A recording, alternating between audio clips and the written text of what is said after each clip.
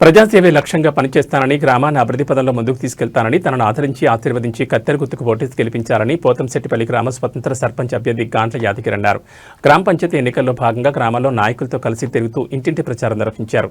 ఈ కార్యక్రమంలో మాజీ సర్పంచ్ గడ్డమీద నరసింహులు, నాయకులు తదితరులు పాల్గొన్నారు. పోతంశెట్టిపల్లి గ్రామ స్వతంత్ర అభ్యర్థిగా పోటీలో ఉన్నాం. ఈరోజు డోర్ టు డోరు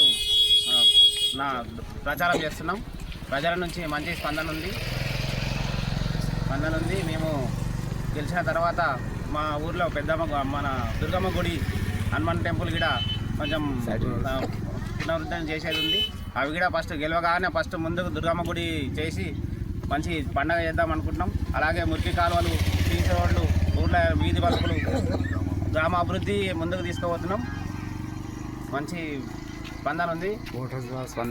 ఓటర్ల ద్వారా మంచి స్పందన ఉంది. ఓటేసి భారీ మెజార్టీతో గెలిపించాలని గ్రామంలో ముందుకు పోతున్నాం.